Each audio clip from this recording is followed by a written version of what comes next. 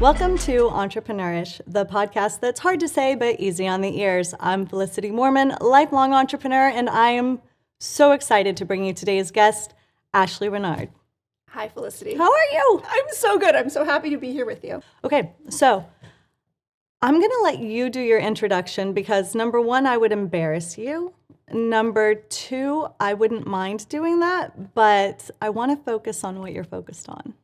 Okay, that is such a lovely invitation. I want to say first how I know Felicity. Oh, do it.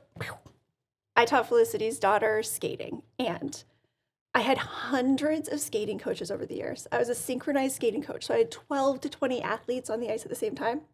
So I had hundreds of athletes and hundreds of parents. I don't know how you did it. Okay, but you said something to me, Felicity, that stuck.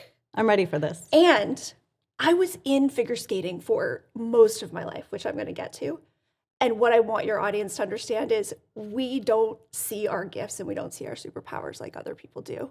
And this is one of the times that you brought a mirror to me so I could see something about me that was not related to skating, that was not related to little kids. This is what you said to me. Oh, my. You said during Lily's first tryout I remember. my teams. I've nerves shot. I'm surprised I could talk. How old was she? Maybe 6.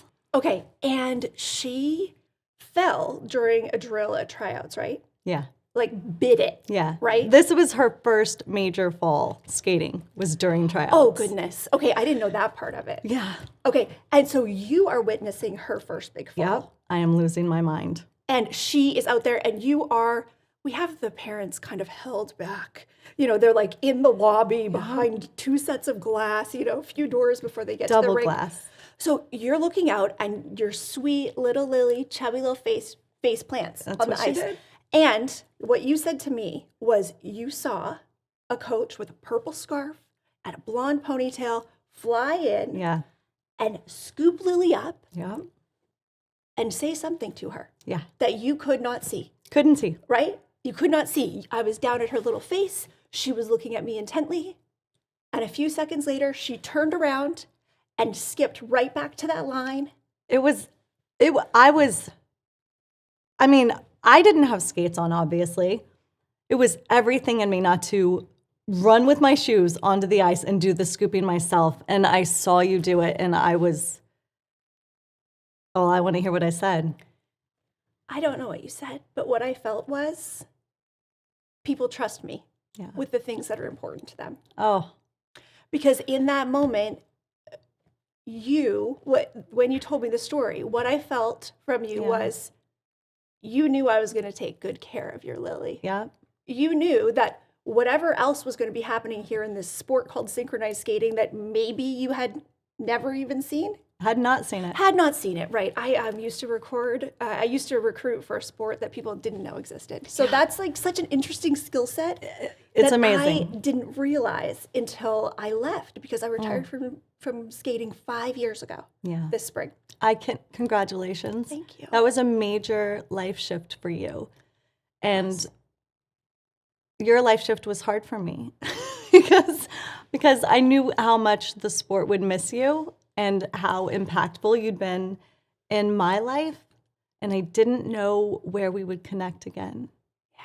And isn't that funny? How probably that's something I never think about the changes I make in my life impacting, I'm going to say, tertiary people. Because I don't think we were closer than between secondary and tertiary. We didn't have time, either one of us, to spend together. We really didn't, because after that day at tryouts, there weren't very many times when I was actually on the ice coaching Lily. Yeah.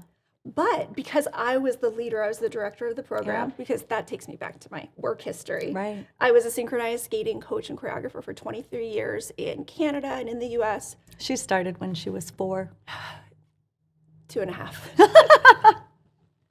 But competing by the time I was 8 on the ice 6 days a week for 30 years straight, Felicity. So you came in right, on the last third of my 30 years on the ice. And at that point, I had grown I started Philadelphia's first youth synchronized skating program, 2004, grew it to one of the biggest in the world. Huge. And then I got to a point where these hundreds of skaters, at the biggest, it was 150 skaters, 10 teams. These hundreds of people I'm with every week suddenly feels like it's holding me back from reaching as many people as I need to blank. I don't know if it was next or in my life or to feel fulfilled, but this thing that had given me so much opportunity and had created opportunities for others to travel, to compete. Incredible opportunities. Right. To develop athleticism and camaraderie and Girls artistry. too. Girls, right? Girl camaraderie. Girl camaraderie. That was like so powerful. Sisterhood. Yeah. Right? Truly sisterhood. Truly sisterhood, where the feminine and the performance and the fun and the beauty and the passion and even the silliness. I love the silliness. And that is why I chose this most obscure discipline of skating to dedicate my life to, because we got to be with people and we got to have fun. Okay? I mean, and the co-creative process of taking a program, thinking, big picture, 10 months from now, what can I get these kids to perform competitively, right? And so I would look at them and in our spring training, get the vibe for them and be like, pirates. We're all pirates. We're all pirates. We have it. We have it. That is like the common, what? Sometimes it's silly ballerinas. Sometimes it's creepy dolls. There are all of these ways to look and find the common vibe, the common denominator in a group of people. That's amazing. And then pull that out, and as a storyteller, as a leader. Oh, I love that. As a CEO, Yeah, you create that excitement. You create that buy-in. You create that collaboration with your own passion about that project.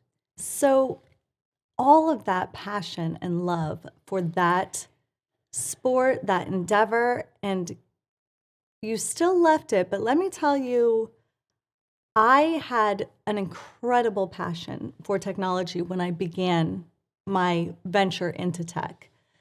And yet, that feeling that you're talking about, where you have underutilized potential. I was driving in the car one day and I just felt like I was going to explode. And I loved the technology. And this was my only job, by the way, that I've had ever, pretty much. And I just felt truly like I was going to explode with potential that was just crushing me with a lack of utilization. So that feeling now people who are watching this right now are like, how did she leave? Clearly the passion. But yes, I'll tell you. I felt that. You understand. You're good at something. Yeah. You're maybe even very good at something. I would say you were exceptional. Thank you. People loved doing it with me. They No doubt. loved paying me money. Yeah, I that wrote day, checks. You did. That day. You're like, I'm writing a check to that blonde ponytail, please. Yes, that one who will scoop my dog. I don't know what all you're doing here, but yes, because you're like, I have a good feeling about this. A great feeling. Right? And then she came off, she had a good feeling. You were like, yes, right? So many, and I'm getting chills saying this, so many of our Goosebumps. yeses in life that make a difference in our trajectory, we say yes not really knowing what we're saying yes to. That's true. Right? How do you choose? Well, that's where I think we waste a lot of energy. Oh, tell me more. That is the muscle that I have exercised more than any other muscle in my body in the past 5 years. Because when I left skating, and the reason I left skating was to focus on writing, because my whole life, I've been a storyteller as a choreographer. And I decided, instead of telling my stories on the ice, I want to use my words. I always wanted to be an author. So in that time, I've published 2 books. My memoir, Swing, is about my failed attempt at the swing lifestyle. So I say, as a perfectionist mom, I took doing it all to the next level as the world's worst attempted swinger. Okay, let's quick plug. if you haven't read Swing, I don't care if you're married, if you're not married, if you're considering marriage. There's nothing like this in the marketplace. You just quick props. You hit some big numbers in Amazon. I did. I outsold 5 books on the New York Times bestseller list in the first week. And I self-published for your entrepreneur people because that's huge. I left skating. Right. So we'll get back into the business part, and then we'll get to how we're making decisions. Let's do it. I'm going to tell you the story, and then I'm going to say, this is how I made every single decision. Okay. I cannot wait for this. Every answer came in so clearly. And you know what? It's so clear, Felicity, that it's really fucking annoying because sometimes it tells you things you don't want to hear. Oh. Right? And that's where, as leaders, as CEOs, yes, we have to. Y'all, we're going to learn something today. We have to get over ourselves. Oh, hugely important. I had this gut feeling that, well, I had started writing before I left skating. I had started sharing a little bit of it. Right. But because this book, first scene, I'm at an invite-only sex party in New York City. Yes. That looks like a casting call for The Bachelor. Scene is fire. The scene is fire. If you just read the first scene, you'll buy the book. It's so good. Okay. So, first scene, I go into the bathroom with this dude who I meet waiting in line at this party. Anyway, and it's sexy and funny. Maybe it doesn't go with synchronized skating. Kids. Exactly. Because as a synchronized skating coach and director, I was like a school principal. Yeah, I had all these kids going through every year, and I had parents, true. And I had like issues I had to deal with and policies. I just want to let you know, I would have been fine with it. It's Felicity. I know that. Now listen, I would have taken the best of both worlds. The best synchronized skating coach in the world, and also a phenomenal and spectacular author of very sexy material. Very sexy material. So Swing, I left skating to write that book. I'm actually glad you did. I'm so glad I did, but I had never broken so many hearts in unison when I left. And I was like, okay, wait a minute. I'm not going to let any of those lessons, those hard-earned lessons, like some of them, hard-learned with groups of kids year after year, like we learn them together. Yeah. I'm like, no, I wanted to get a shirt that said "New Mistakes Only." I don't want to disavow the importance of that time with them. So my loyalty remains to them always because the lessons I learned from them and with them, I feel it. I'm like, no, let's always take this forward. Yes. And what I told those girls more than anything, because I would talk to them about their athleticism, I would talk to them about their skating goals, I would talk to them about their friends. Life goals. Help them decide colleges. What I would tell them always is, you have the answer and everyone else has an opinion. Oh, better. Oh, I got goosebumps. Okay. You have the answer. Everyone else has an opinion. And also, and I think I just want to, new mistakes only. All right, we might have to co-brand on that one because it's hers, but I love it for our entrepreneur community. We'll merch it up. Merch. Okay, so I started writing Swing. Wrote 5 drafts in 5 months. Because I took a little off season. I was like, okay, I'm leaving skating. Yeah, after 30 years, I think it was warranted. Well, this is what I said. I said, okay, new mistakes only. I'm not going to create this new career burning myself out the same way I created my skating organization. Right. Because I think the way we create something is the energy that always permeates it. Yes. So I decided, okay, wait, I'm going to do this in a flow that feels good. That's really powerful. I'm going to do this in a more sustainable energy. I'm going to do this more of like a divine feminine sort of like, okay, I'm not on anybody else's schedule. Right. I can flow with this. Okay. But it was about, and I said, I'm not going to make myself start this book. I know what I'm going to write. I outlined it as a screenplay 2 years before. Yes. I knew what I was writing, and I had lived more of the story since then. So I was like, oh gosh, there's more content. Well, the ending just gets better and better. Like I knew the way it was going to end, but I was like, oh no, like it makes more sense now. Like there's more richness to the story. I just kind of played around with my kids and cleaned up my house and renovated, you know what I mean? Just took that little like mental break that I'm sure a lot of your listeners have taken, or it's a huge privilege to take, actually. I just want to say, I don't want to, privilege to take. Now, okay, I talk about privilege a lot too.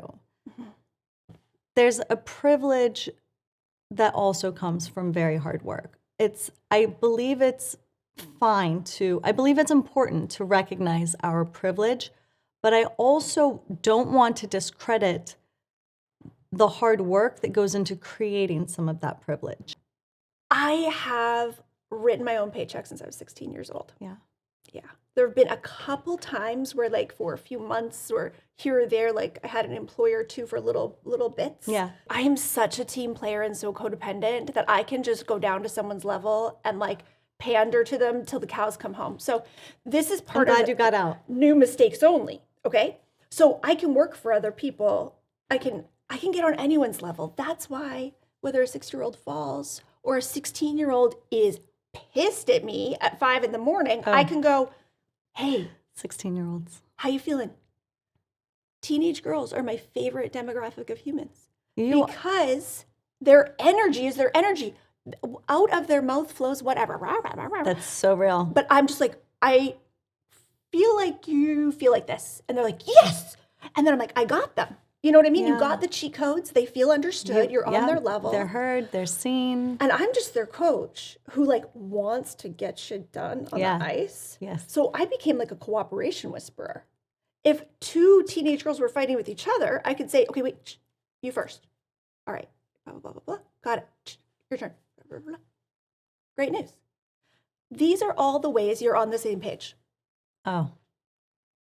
You want the same thing in all these ways, and they just heard what the other person said. And when I say it, they're like, they can feel the resonance, what she said. Right.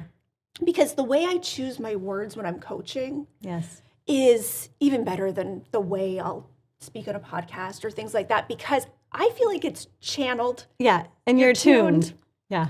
Okay, whether we're attuned to the best part of us, whether we're channeling into some gift or talent that comes from another place, I don't know, right? Yeah. I did so much work since I left skating to take a business that I ran as a nonprofit, right? I ran my skating organization as a nonprofit. And I then left, and in 2 years, I got my publishing company, my media company, to the point that my nonprofit was after 15 years. Yeah. But now it's for profit, right? So like, I translated my skills into a way, and I learned a whole new industry. I learned publishing because I self-published. I didn't love. That was amazing to see you do. I didn't love having a literary agent. It was totally underwhelming. Having someone else might pitch my creative ideas. Do this thing. You get this agent after our perception is that that's the success is getting the agent, and to be in that workshop with you and see you realize that that's not what you wanted, when I truly don't believe that most people would have been brave enough to walk away from an agent once they had one. And to see your bravery and courage in a new industry that you're just learning and sharing with all of us who were in this workshop, enabling us to see your evolution of thought around such an incredibly challenging decision that for so many would completely define success. I have an agent, I've achieved success.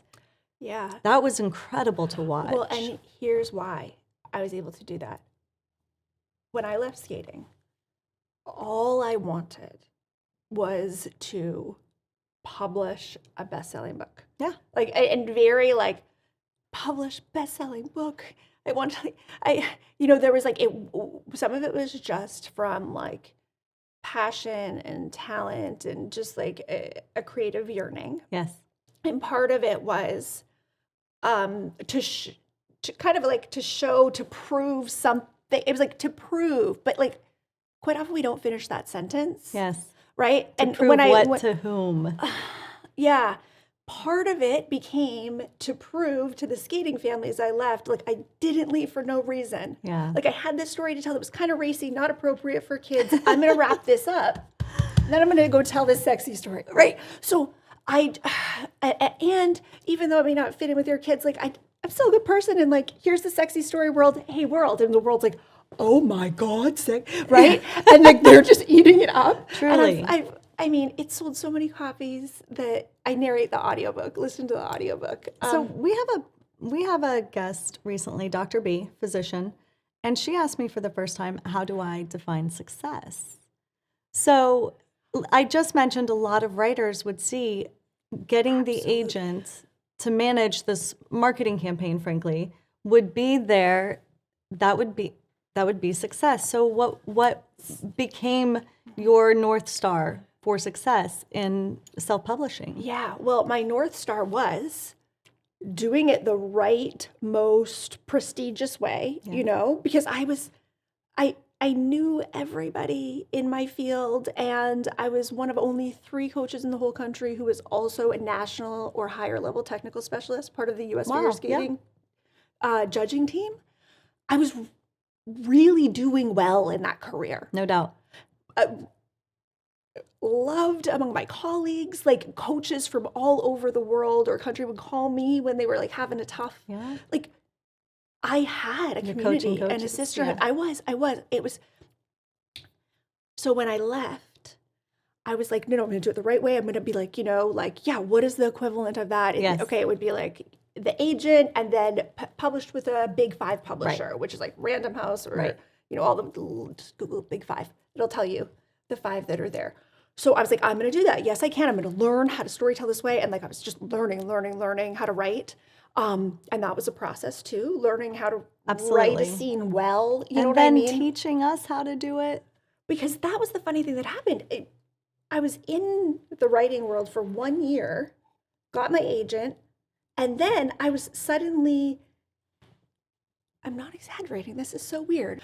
I was the worldwide expert on building a social media platform for authors. No doubt. I mean, still, I am, like, it's so interesting. I use everything you taught in my business outside. Obviously, I'm not an author. We mentioned this a little earlier. But I use everything that you taught and apply it with iteration, but not much, to what we do at Boss Tech, what we do at the Falzer Club.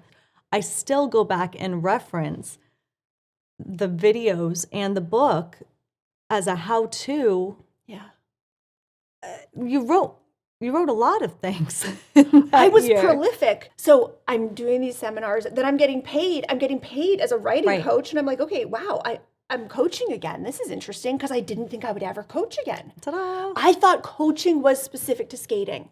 But no, coaching is because I have the kind of brain, and I'm sure a lot of your listeners are going to relate to this. Yes. From the time I learn something new to the time I know how to teach it is 5 seconds. Because it's about trust. Yeah. This is so real. And anytime you give the information that you've spent the time learning, that from somebody who learns, I think like we do, deep learners, the whys, not just the how, not just the tricks, not gimmicks, but deep research, deep learning, that deliverable becomes easy and obvious. And I think that resonates. And I think that's what you do. And I never realized it was a deliverable because I have just always done this. Yeah. And Felicity, I have to tell you, figuring out then how to package me now that I'm not coaching skating and I do more than just write books. A whole life pivot. Okay, so here's what I did with my agent. I'm not loving the experience of them pitching my creative work. Like I'm like kind of checked out. It's so weird because otherwise I'd be over anxious. It's like this.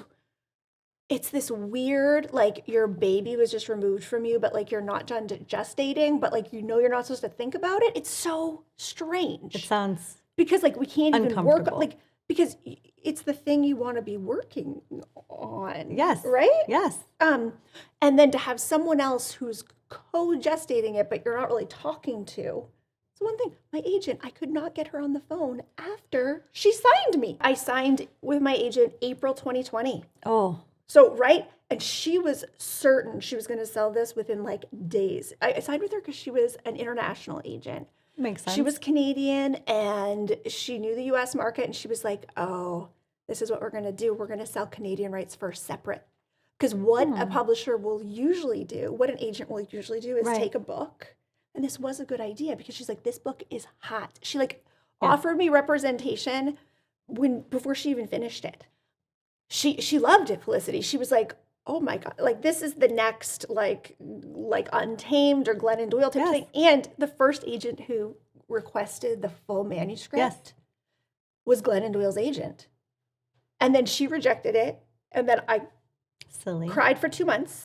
When I'm a full yes, I'm a full yes. And I was a full yes to this agent because she said, you know what we're going to do? We're going to take this book to Canadian publishers only. Because normally what would happen is US publishers, Big Five publishers, would be given world English rights. Right. They'd be like, hey, there's this great new book. I think it's going to be hot. Do you want world English? And world English, one check. Okay. So she said, ooh, this is going to get eaten up in Canada. Like, we're going to sell this like this week. Yeah. Like, we're going to sell this in days. In Love it. days we're selling this. And she was just like, her enthusiasm was like, and so Fire. I loved, because when someone can match your enthusiasm, you're like, are we soulmates? She was excited. She wasn't, and then she was going to go to the US. Right. The Canadian publishers didn't pick it up right away. This was like April 2020.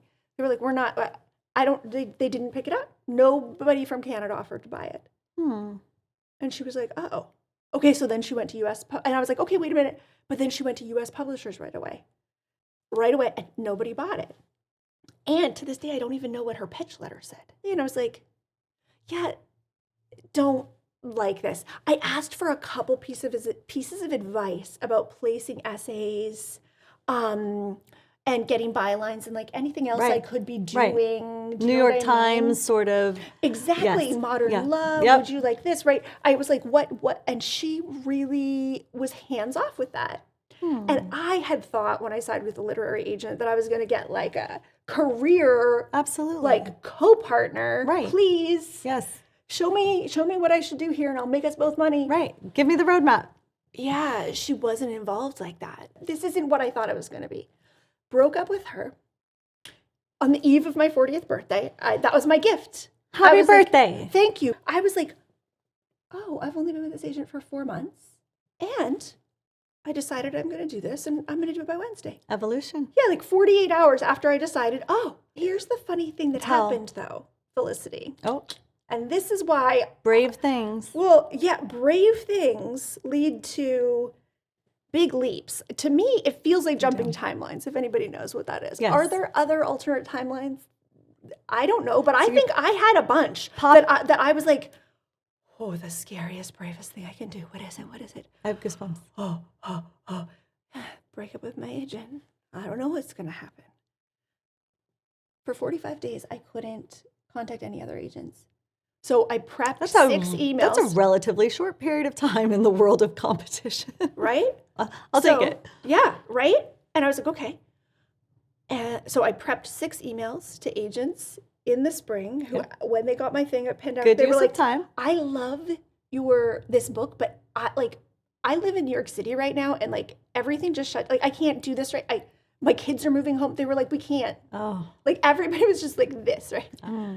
And then I had a couple book club discussions because I had 425 early readers. Yeah. I sent this book to everybody, including my parents, my siblings, my neighbors. I was on that list. And Felicity and my kids' friends' parents. Because I was like, I'm not going to have my debut as an author and this experience myself, not debut for anybody else, like me experiencing this for the first time to be marred by other people's reactions to the story. Sure. So I want everybody who I would have a conversation with about the story to have it a year and a half in advance. Copy, you're welcome. Right, and I didn't know how long it would be before it came up. It course. ended up being a year and a half. So I even had book club discussions, and people would ask me questions, so I got to see focus groups. Brilliant. Right. We talk about this a lot too. If you can create a feedback loop for your business that's genuine, and then lower your defenses, because so many people Okay. attempt to I can- create I a can- feedback loop, but then raise their I can defenses. help that. I can help people with that.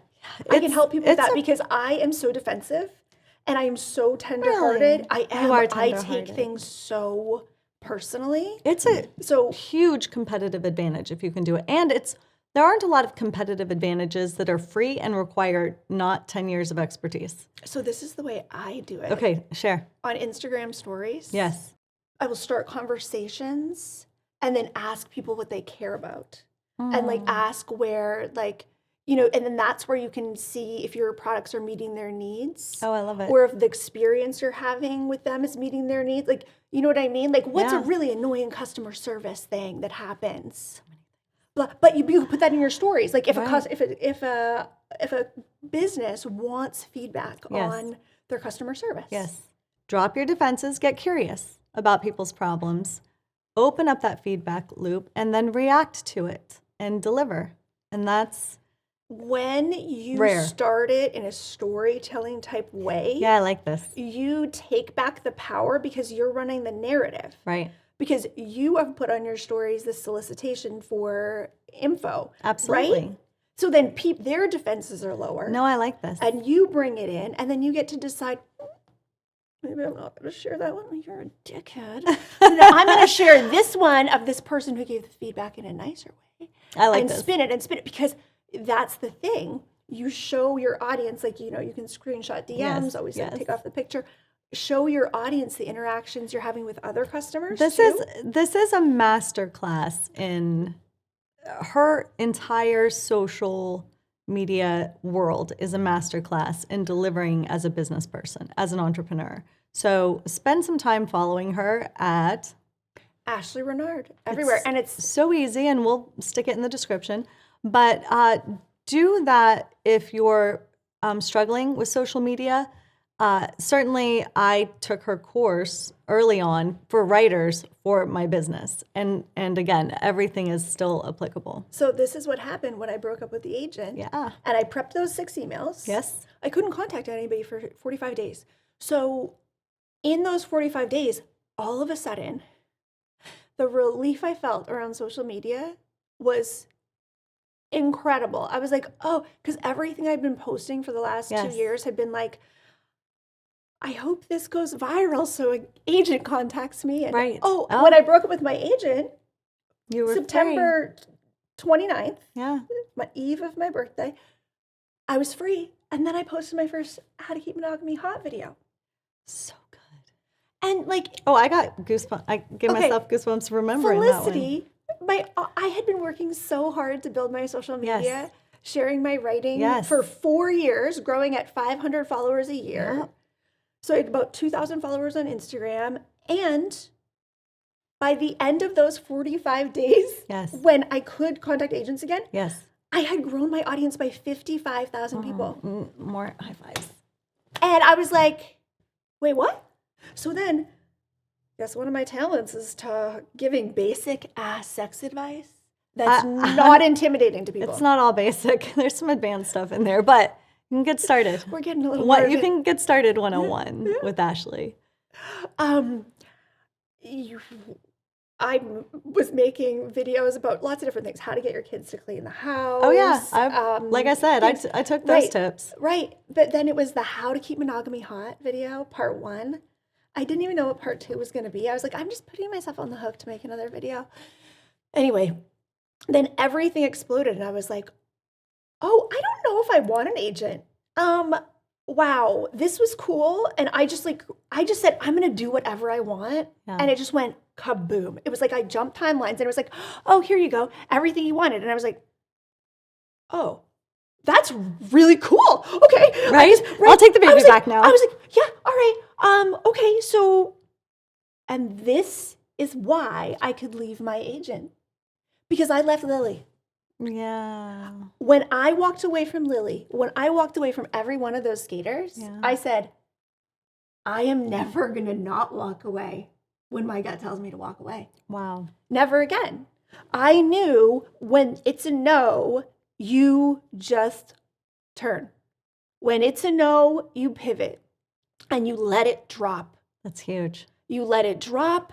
And Felicity, I had all these fears.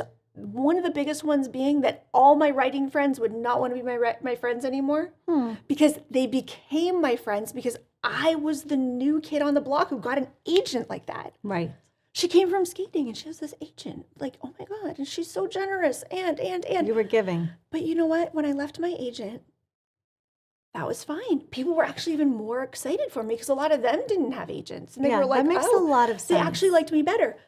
But you know what the breaking point was? So, when I self-published and sold a whole lot of books. a whole lot. Then they said, it's because she's cute. No. It's because she talks about sex. It's because she has that blonde bob. It's because, I mean, of course, anybody could sell that book. Well, you know what? There are a lot of people out there with blonde bobs. But not everybody figures out, oh, when I give this like basic advice about communication, right? Like basic family management advice, basic partnership, basic athletic duo. Hey, there's this thing we do together. Would you like to do that tonight? And I give off this big sister energy talking about archetypes that for whatever reason, the way I communicate something, probably because I've been in charge of teenagers for 20,000 hours. Undoubtedly. 20,000 hours. And I just all of a sudden felt so exposed and so brave and like, okay, whoa, I started my own media company. I started my own publishing imprint. Oh my God, I'm self-publishing this. Okay, so I'm really doing this like without like a team behind me. Like I'm creating a team, but they're not behind me. They're in front of me. Do you know what I'm saying? I do. That idea of having the backers. Yeah. I didn't. None. Here's the thing. I have anxiety every single day about what I should do in my career because Felicity... Because you have limitless options? Well, it will, no. Oh, tell. I have never loved keeping it hot. I've never loved, like, I like giving the parenting advice. So good so at much it. more. Fuck off, I'm so good at it. You know, every time I post a video, it gets like 100,000 views in like 10 hours.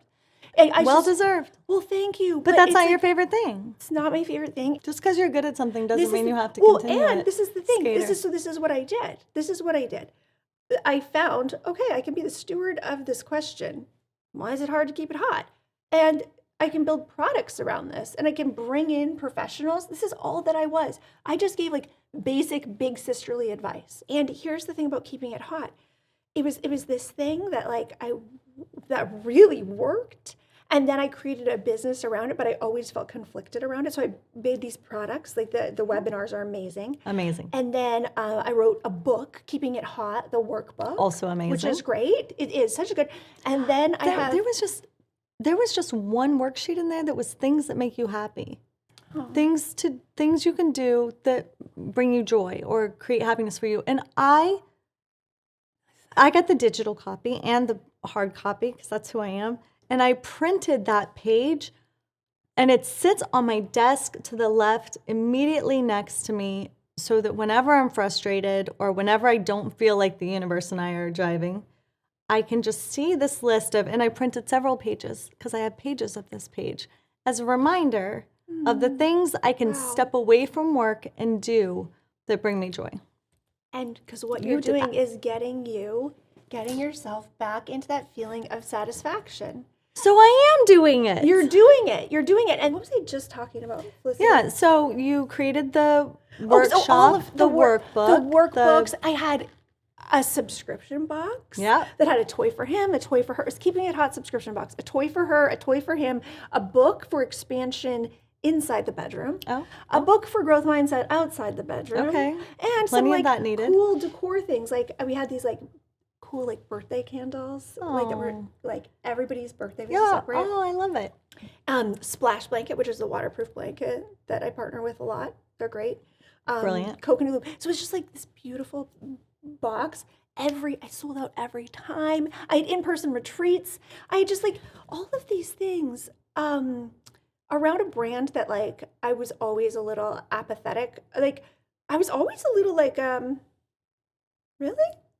About, I was like, this really works. That's so, a real need. Well, I know. So that's the thing that But you don't have to fill everyone's needs. I don't. And I was at the height of this, okay? I was reaching 1 million people a day.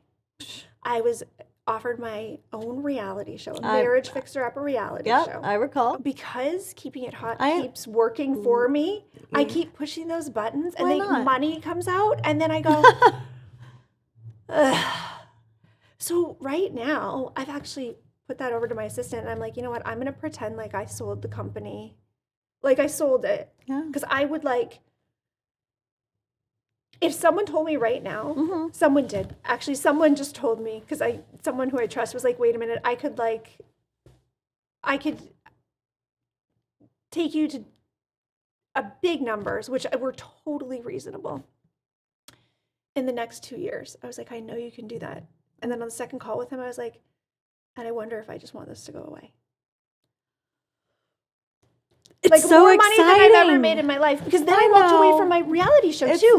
When I left my marriage, I was like, I don't want to do this. I told my producers. And to tie those two things together for your success, I'm so glad you made hard choices. I love the authenticity with which you're determining your next step. Yeah. But stop for a second, because you know what? Tell me. It took me, I think, just the realizations I've had in this last week with this offer from someone who wants to partner with me, for me to actually see Keeping It Hot as a chapter that's like, you know what I mean? Because it keeps, when you're good at something. Yes. Well, and even then let's just go back to skating. Right. I mean, you could have done that forever. I could have done that forever. I could have done that forever, and I had so many ideas to make it more profitable. Like I had so many ideas, like for like skating lesson academies and things. Like I could have made that like multiple seven figures, eight. Yeah, I could have if I wanted to, but I didn't want to do it in that structure. But can I tell you what has happened in the last 7 days? Oh, tell. Can I tell you what has happened in the last 7 days? Yes, usually I say, what are you most excited about? Yeah. And I think, here we go. What? And I'll tell you this off camera, but I think I'm going to get back on the ice for something. I think that my next ventures are going to be storytelling there again. Really? Yeah. I'm excited about that. Yeah, so that's all I'll say. Okay. So yeah, listen, the last thing I would have thought when I was like, if all of this was like, if I was at a point where, I'd run Keeping It Hot for 5 more years and it was acquired, right? Like, because I was thinking this could be like the Peloton of adult success. Yes. Like people could like tune in for like webinars with their partner. Like, ooh, we're doing 69 with Elisa on Wednesday. Right, hello. Right? And it's just it's a clothed instructor who's just instructing you like prompts. Yeah, it's so cool. Like, I don't know if there's anything else out there like that, Because not a lot of couples are going to go to like a tantric event, but like, they would go like watch a Zoom webinar, and they are. Thousands of people have done it. Like, this is like the gold mine. It really is like, but next level education. It's really, and it's sort of like it's a date night in court kind of thing. Yeah. I think you hit on something amazing. But here's what I want to do. We're going to wrap. We are going to be back with Ashleigh either when she's ready to share what she's doing on the ice, or when she's wants to come play with me some more. That's all. Anytime. All right. I have no doubt that what we delivered today will nourish your entrepreneurial soul. Life lessons. We try to create some generality so that anybody can take something from what we're giving, and I think we crushed it. I love you. I love you.